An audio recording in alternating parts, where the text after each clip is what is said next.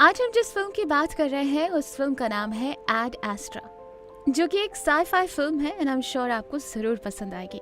तो आइए कहानी को शुरू करते हैं। लेट 21st सेंचुरी में सोलर सिस्टम में पावर सर्च आ रहे थे जिससे इंसान खत्म हो सकते थे। इस टाइम पर इंसान मून और मार्स पर भी रहते थे। एक 52 इयर्स के astronaut major Roy McBride space station के बाहर आते हैं। जैसे ही वो बाहर आते हैं वो देखते हैं कि स्पेस स्टेशन कोलैप्स हो रहा था। मैकेनिकल आर्म स्पेस स्टेशन से अलग हो गई थी। खुद को बचाने के लिए रॉय खुद को अर्थ की तरफ गिरा देते हैं। वो बहुत तेजी से अब अर्थ की ग्रेविटी से खींचे जाते हैं। उनके पास एक पैराशूट होता है जो उन्हें बहुत सेफली जमीन पर ले आता है। इस सब के दौरान रॉय बहुत ही काम थे। बाकी एस्ट्रोनॉट्स ऐसी हाइट से गिरने के बाद बेहोश होते थे, पर रॉय को कुछ नहीं हुआ। रॉय इसके बाद घर जाते हैं और वहाँ न्यूज पे दिखाते हैं कि अर्थ पे इलेक्ट्रिकल स्टॉर्म आ रहे थे। इसके बाद रॉय स्पेस कॉम के पास इंटरव्यू देना चाहते हैं। वो उससे पूछते हैं कि क्या ये सच है कि रॉय की पल्स कभी स्पेस वॉक के दौरान 80 से ऊपर नहीं गई। रॉय बताता है कि ये सच है। फिर वो उससे उनकी फैमिली के बारे में पूछते हैं। रॉय बताता है कि उसने शादी नहीं की, कि वो दूसरों को उसकी डेंजरस लाइफ में इन्वॉल्व नहीं करना चाहता था। इसके बाद स्पेस कॉम उससे सीक्रेट इन्फॉर्मेशन देती है इलेक्ट्रिक स्टॉर्म के बारे में। नेपट्यून से कॉस्मिक रेज आते हैं जो बहुत हाई एनर्जी के पार्टिकल्स होते हैं, और साथ ही साथ वो लोग ये भी बताते हैं कि नेपट्यून से एंटी मैटर आता है जिससे सारे इंसान मर सकते हैं। वो रॉय को बताते हैं कि उनके पिता क्लिफोर्ड नेपट्यून के पास अभी भी जिंदा हो सकते हैं। क्लिफोर्ड लाइन प्रोजेक्ट के मिशन पर निकले थे जब रॉय 16 साल का था। लाइन प्रोजेक्ट का कम्युनिकेशन 20 साल पहले टूट गया था और तब से उनका कोई अता पता नहीं था। जब रॉय सुनते हैं कि उनके पिता जिंदा हो सकते हैं तो वो इमोशनल हो जाते हैं। स्पेस कॉम के ऑफिसर्स रॉय को बताते हैं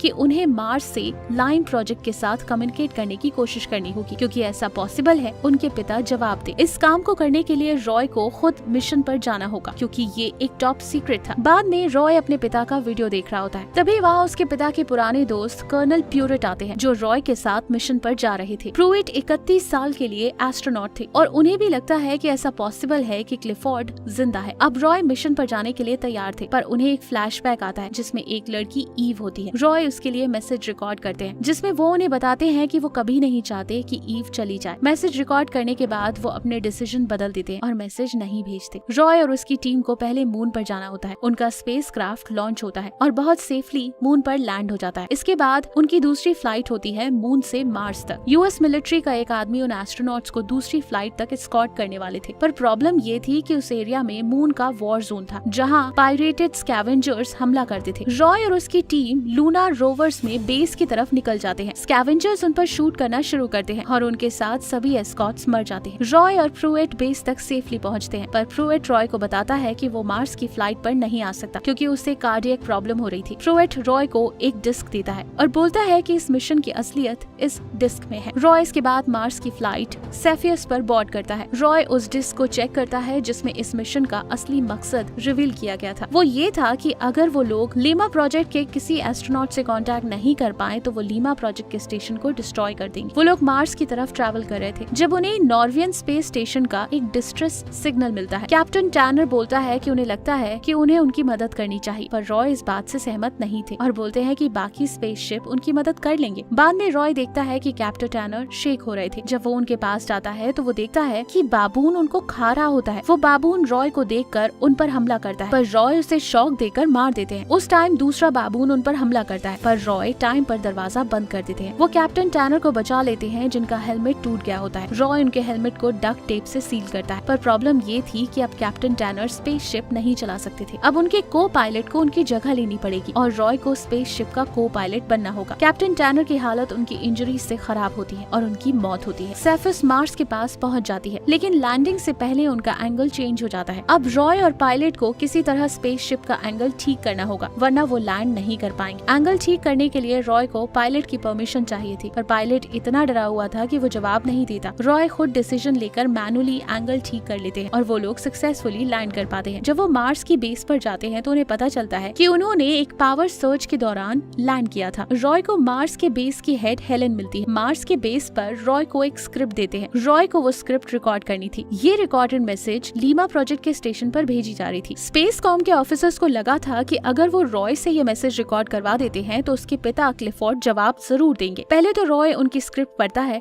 पर उसमें कोई इमोशंस नहीं होता। लीमा प्रोजेक्ट से उसे कोई जवाब नहीं मिलता। लेकिन कुछ समय बाद रॉय स्क्रिप्ट को पढ़ना बंद कर देता है और वो इमोशनल होके अपनी कहानी बताने लगता है। उसे अपने पिता की याद आती है और वो उन पलों की बात करता है जब उसके पिता उसके साथ थे। इस मैसेज के बाद स्पेसकॉम के ऑफिसर्स रॉय को रोकते हैं और उससे बोलते हैं कि उसे अब घर जाना चाहिए। रॉय को समझ आता है कि उसके पिता क्लिफोर्ड ने जवाब दिया है। रॉय का क्लिफोर्ड के साथ पर्सनल कनेक्शन होने की वजह से स्पेसकॉम ने डिसाइड किया था कि वो रॉय को मिशन से हटा देंगे। रॉय बार बार स्पेसकॉम से पूछता है कि क्या वो मैसेज उसके पिता की है, पर स्पेसकॉम उसे कुछ नहीं बताते और वो उसे घर भेजने की बात पर अड़े रहते हैं। पहली बार रॉय का ब्लड प्रेशर 80 से ऊपर चला जाता है क्योंकि वो इमोशंस फील कर रहा था। रॉय को एक कंफर्टेबल रूम में भेजा जाता है ताकि वो काम हो जाए और उसका ब्लड प्रेशर कम हो सके। उस रूम में व्हाइट वॉल्स थी और उन पर फ्लावर्स की पेंटिंग्स थी। कुछ देर में रूम में हेलन आती है और रॉय उस पर चिल्लाने लगती है। हेलन रॉय को बताती है कि सेफियस पर न्यूक्लियर वेपन्स है जो नेपट्यून पर भेजे जाएंगे और वो लीमा प्रोजेक्ट को खत्म कर देंगे। इसके बाद हेलन रॉय को बेस में दूसरी जगह ले जाती है। वो उसे बताती है कि वो मार्स पर ही पैदा हुई थी और अर्थ पर सिर्फ एक बार गई है। उसके पेरेंट्स लीमा प्रोजेक्ट का हिस्सा थे। हेलन रॉय को एक रिकॉर्डिंग दिखाती है। उस रिकॉर्डिंग में उसके पिता क्लिफोर्ड होते हैं जो बोलते हैं कि लीमा प्रोजेक्ट के एस्ट्रोनॉट्स ने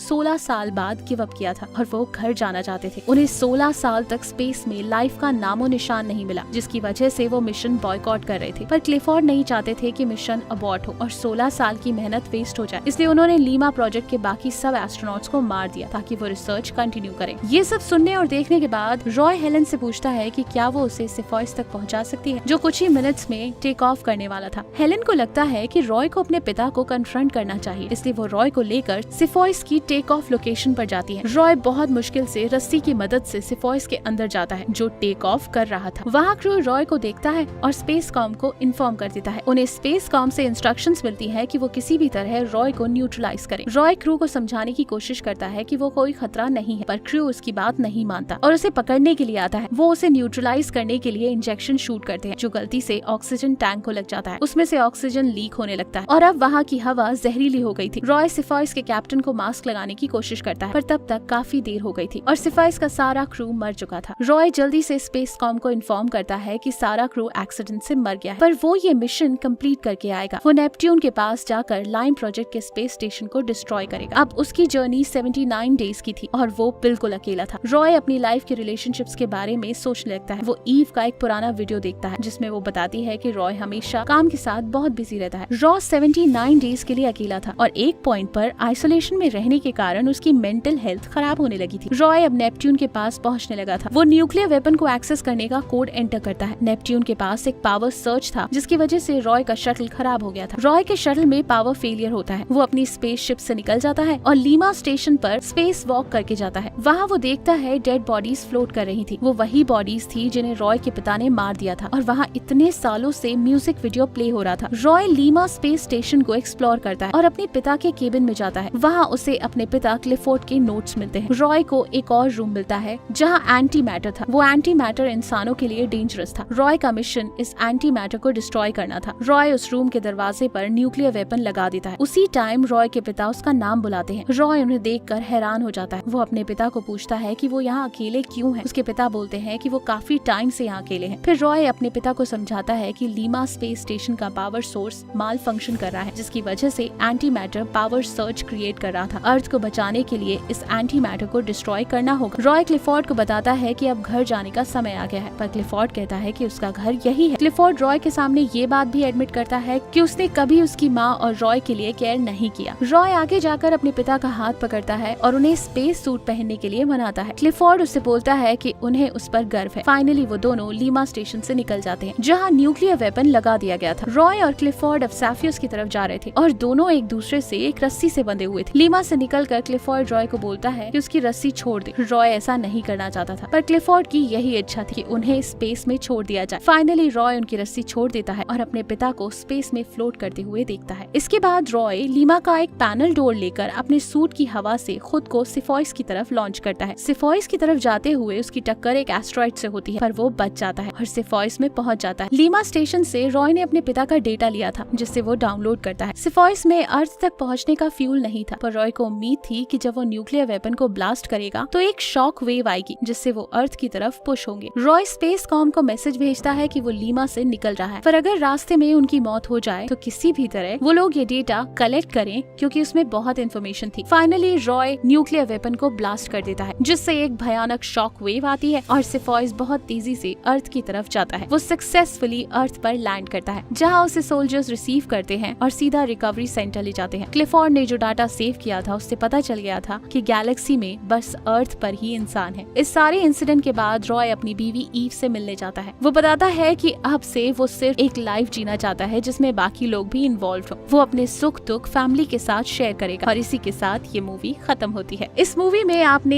एंटी मैटर के बारे में जाना। एंटी मैटर में नॉर्मल मैटर की तरह इलेक्ट्रॉन, प्रोटॉन और न्यूट्रॉन होते हैं। फर्क बस यही है कि एंटी मैटर में इन पार्टिकल का चार्जेस नॉर्मल मैटर के ऑपोजिट होता है। आपने एक मॉरल लेसन भी सीखा। हम सबको अपनी लाइफ अपनी फैमिली और फ्रेंड्स के साथ शेयर करनी चाहिए। हमें कभी काम में इतना गुम नहीं होना चाहिए कि हम अपनी लाइफ जीना ही भूल जाएं, जैसे क्लिफोर्ड के साथ हुआ। उसे अपनी लाइफ के एंड पर बहुत रिग्रेट था, क्योंकि वो यूनिवर्स में लाइफ ढूंढने में इतना बिजी था कि वो अपनी असली लाइफ जीना ही भूल गया था। होप इन मोटिवेशनल और नॉलेजेबल मूवीज से हम इंस्पायर हो रहे होंगे। अगर आपको लगता है कि ये वीडियो आपके किसी फ्रेंड या फैमिली मेंबर्स को इंस्पायर कर सकती है, तो ये वीडियो उनके साथ जरूर शेयर करें। और अगर आप हिंदी में फ्री में 200 से ज्यादा amazing non fictional book summary सुनना या पढ़ना चाहते हैं, तो डिस्क्रिप्शन या फर्स्ट कमेंट में दिए गए लिंक से ऐप डाउनलोड कर सकते हैं। जल्द ही हम आपसे दोबारा मिलेंगे। जय हिंद।